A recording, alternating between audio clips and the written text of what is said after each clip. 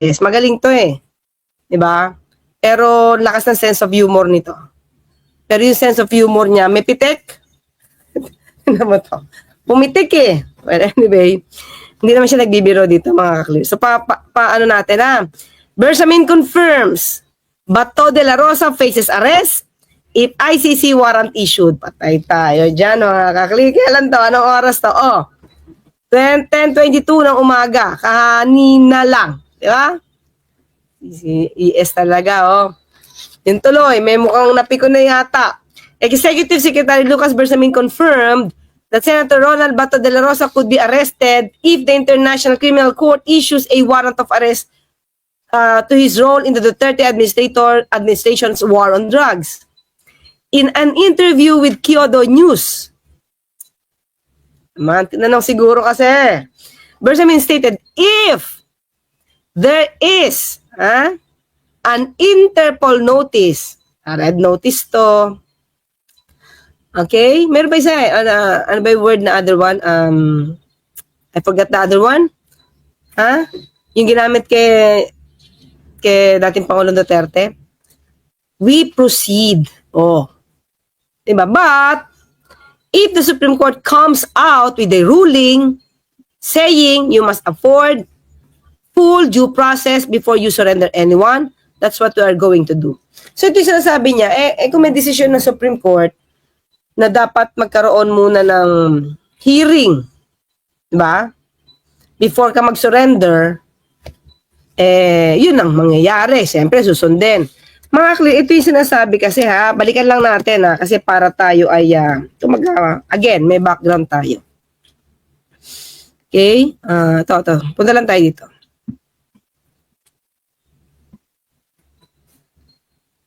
Share lang natin.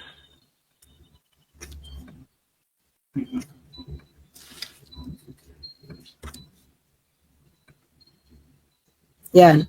Ito yan eh. Mandandulo, 17, RA. Wait lang mga clear. Punta tayo sa 17. Yan. Jurisdiction, diba? Dito kasi yan nagkakaroon ng ibang interpretasyon eh. Okay? Dito, instead, correction na lang mga clear. Ayaw highlights eh. The authorities, sige. Sa umpisa tayo. In the interest of justice, the relevant Philippine authorities may dispense with. So, dito, yung mga otoridad sa Pilipinas, yung gobyerno, state din na mag-iimbestiga. Din sila magpa-prosecute, ng crimes under this act. Kasama dito yung crimes against humanity. Dito sa batas na to, RA 9851. Kung meron ng court or meron ng international tribunal like ICC, already conducting the investigation or undertaking the prosecution of such crime. So, di ba dito, hindi na papasok, no? Instead, hindi na mag-iimbestiga ang gobyerno. Instead, kasi may word na instead eh. The authorities may surrender or extradite suspected or accused persons in the Philippines to the appropriate international court. Diba? Surrender or extradite to the appropriate international court. May comma kasi yan, comma, if any, or to another state, dito papasok yung pursuant to the applicable and extradition laws and treaties. So, lumalabas kasi dito mga clear, pag sa international court mo dadalhin, yun yung interpretasyon natin. Sabi ko nga, nung na-interview po kasi si Justice Carpio, tinanong namin to sa kanya. So, binigyan din niya ng pansin itong comma na yan, if any comma. Kasi, pwede kasing, pati ito, hindi na maghihiwalay because this is another statement eh.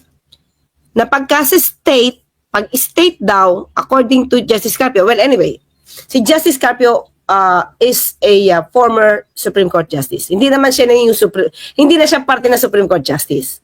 Diba? So in other words, Diba? Si Justice Carpio. In other words, ang mananatili pa rin dito, magpe-prevail pa rin dito kung ano sasabihin ng Supreme Court. So, yung kay Justice Carpio is just an opinion based dun sa kanyang interpretasyon niya based dun sa batas na nabasa niya.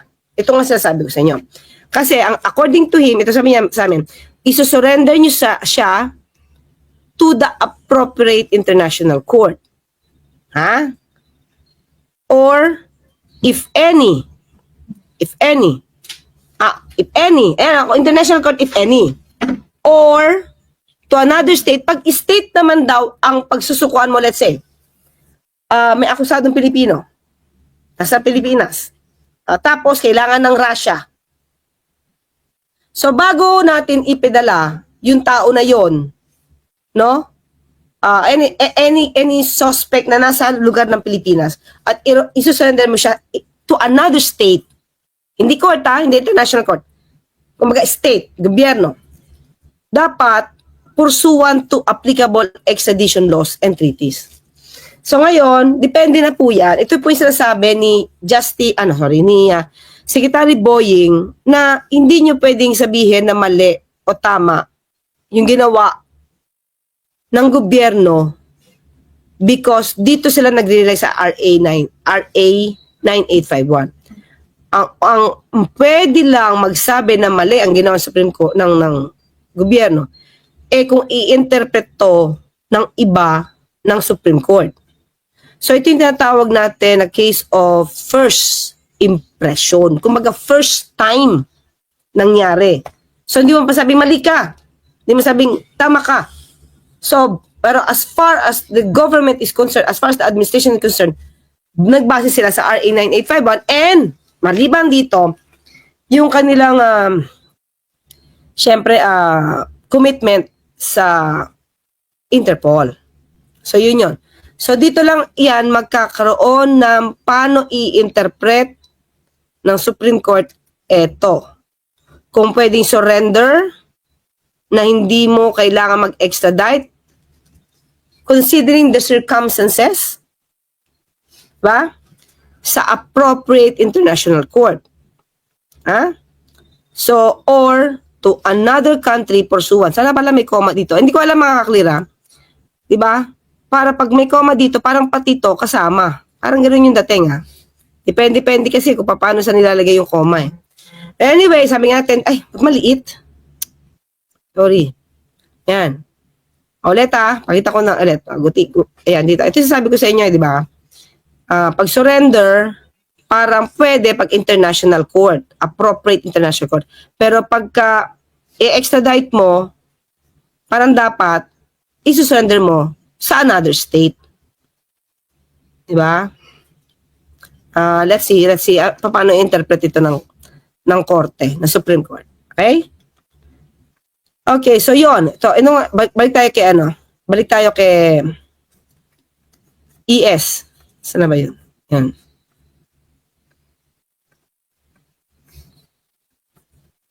So, yan, di ba?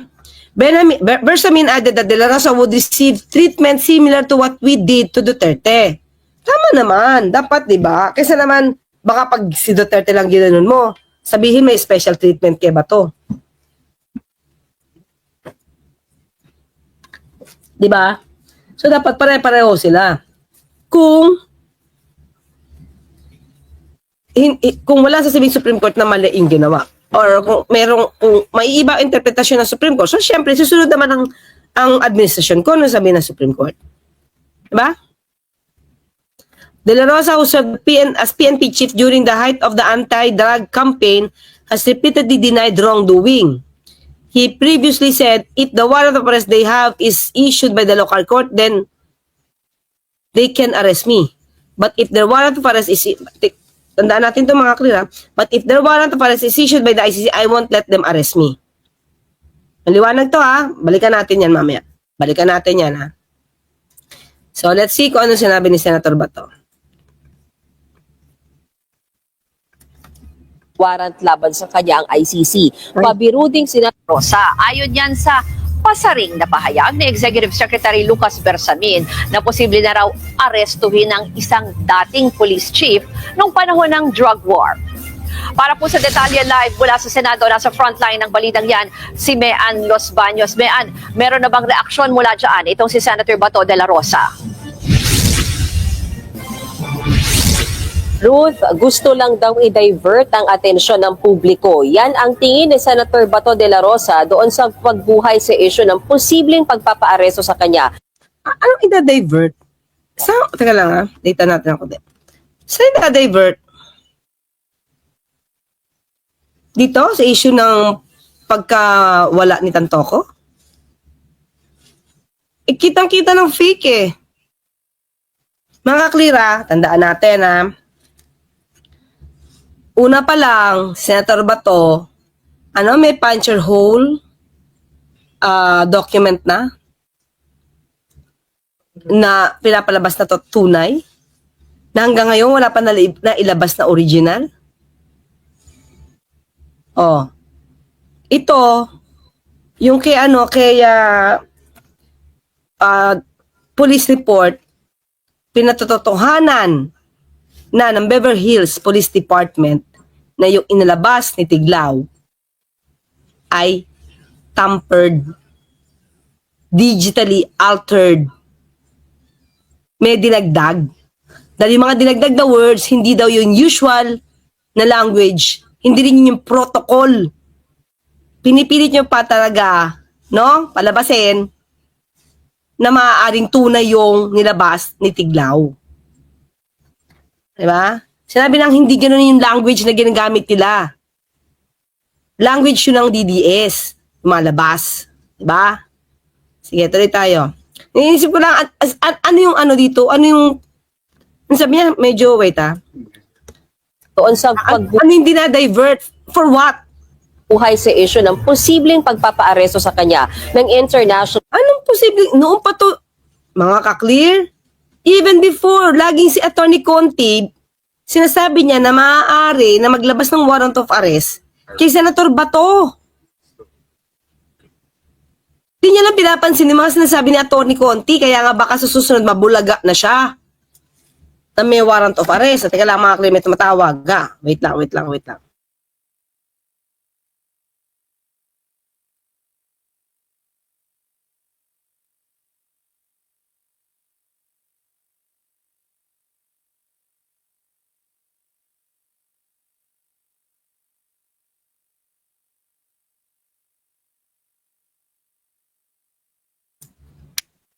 Apo. Thank you.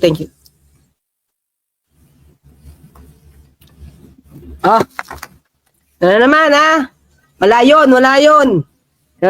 Kinakabahan ako pagka merong ganitong topic, tapos may tumatawag eh. Diba? Sabi na naman, Lord, baka sa susunod. Ano ba ngayon? Yung dati natin ginawa yung kailan ba? Sabado ba yun? Parang Sabado, no? Or Friday, basta ganito na yung mga panahon. Tapos Monday, Diyos ko. Diba? Natanong ko na, meron ba? Nako, hindi na pwedeng magsalita.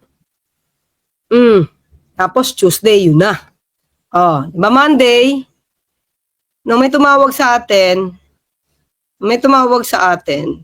tatandaan niyo ba yun mga ka-clear? That's siguro, wait March 8? March 8 ba yun? Hindi ko matandaan eh. 8, 9, 10. Oo, mga March 8 yun, mga ka-clear, mga March 8. Diba? Ang daming mga fake news peddlers. Pinaratangan ako na, fake news ka. Imposible yan. Warrant of arrest. Hindi na tayo kumibo noon, mga ka-clear. Nagmamagaling. Akala mo nandun sa loob para malaman, di ba? Parang sila yung nakakaalam, parang sila yung tatanggap ng notice. Di ba? Fake news ka, fake news. Ayun. Hanggang ngayon, di sila makarecover sa pagiging fake news peddler nila, mga ka-clear. Di ba? Yan, total, si Digong nyo naman, pinagsabihan yan, kaya magsama na sila sa dahig. Di ba? Gusto naman niya makasama. Si Tatay Digong nila. Tuloy tayo. Criminal Court. Sa isa kasing panayam kay Executive Secretary Lucas Bersamin, sinabi niyang posibleng maaresto ang isang senador na dating nagsilbing PNP chief noong panahon ng drug war sa panahon ni dating Pangulong Duterte kung maglalabas ng warrant of arrest ang ICC. Ruth, sabi nga ni Senator Bato, lumang issue na ang tungkol sa arestuhan. Pero bakit daw binubuhay muli? Git niya, tila nililihis lang daw o nililihis lang daw ng palasyo ang atensyon ng publiko mula sa issue na nagdadawit kay First Lady Liza Araneta Marcos. Oh, sumasakay ka rin ha, Senator Bato ha. Fake news ka rin pala ha. Diba ano to, mga kaklir? Naging PNP chief to di ba?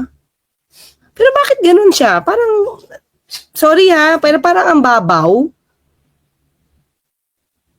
Hindi niya na-imbestigahan yung mga EJK. Oh my gosh, oo nga pala, no? PNP chief pala siya. Pero parang wala siyang, meron ba siyang napahuli, napakulong na mga pulis na ng biktima dito sa extrajudicial killings? Meron ba? Parang wala akong matandaan. Ilang taon siya naging PNP chief? Naging Bucor chief pa to?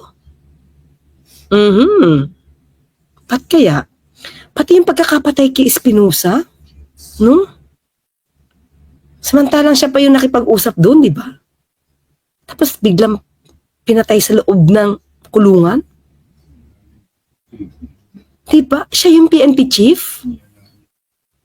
Wala. Ano nangyari sa investigasyon na yun? Na-acquit yung mga polis doon Sila Marcos? Marvin Marcos? Acquitted yun. So, ang lumabas, pinatay yun kasi itong si Espinosa Jr., may mga armas daw. Sa loob na kulungan? Tapos may search warrant? Dahil mayroong armas sa loob ng kulungan? Bakit? Una, bakit kayo nakapasok yung mga armas na yun sa loob ng kulungan? Diba? Ano nangyari doon sa mga nagbantay doon? Ba't nakapasok kung totoo na may armas si Espinosa Jr. Sa senior? Kaya, baka taka-taka yun?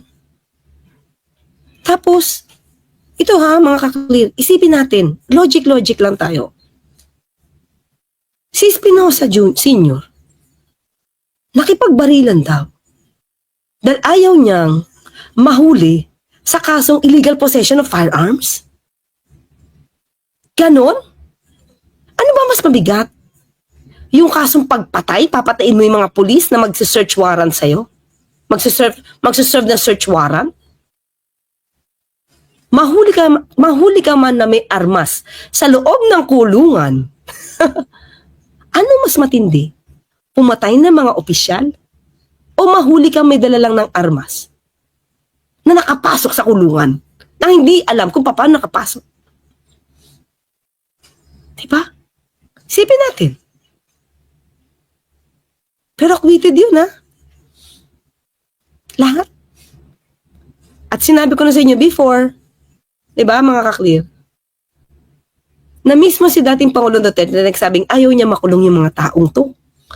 Pinakita ko na sa inyo yung video na yung ano na yun, parte ng news article na yun. Kaya sabi niya, murder. Sabi niya, sino masabing murder, diba? NBI? Okay. Hawak ko yan. Or under sa akin yan. After few months, na-downgrade yun. From murder to homicide. At nakabalik sa posisyon. Bakit? PNP chief siya nun Diba? So yun na mga kakliso. So ito, sinasabi niya na pinagtatakpan ng palasyo. Unang-una, sino ba nagbi-bring up nung tungkol diyan kay Mr. Tantocos death? Di ba DDS? Di ba? PDS. Bakit? Para matakpan din, di ba? Para matakpan yung ini-issueng hindi ma-report na confidential funds. Di ba? Ni VP Sara. Ano pa? Ang daming flag ng COA sa OVP at sa DepEd nung panahon ni VP Sara. O, yung ba hindi mahalaga kay Senator Bato? Pera yun ah. Involved dun, pera. Eh dito, pilit nila kinakabit, kaya pati mga words, no? Ng mga overdose, cocaine overdose, the BHPD, SOMON, wag nyo nang baguhin yung kwento kahit anong gawin yung pagbabago dyan at maghaka-haka kayo. Yung nagsasabi na pwede daw mag-exist yung 2 dokumento, yung nakuha ng ABS-CBN sa Net 25 at saka yung PEC. Naniniwala ka ba sa napanood mo ngayon? Kung naniniwala ka man or hindi, i-comment mo dito sa baba ng video na ito kung ano yung komento mo, no? Kung ano yung opinion mo, para naman lang sa ganun makita po natin lahat ang bawat komento, no? Suggestion ng bawat isa. So, thank you po. Ingat po kayo palagi.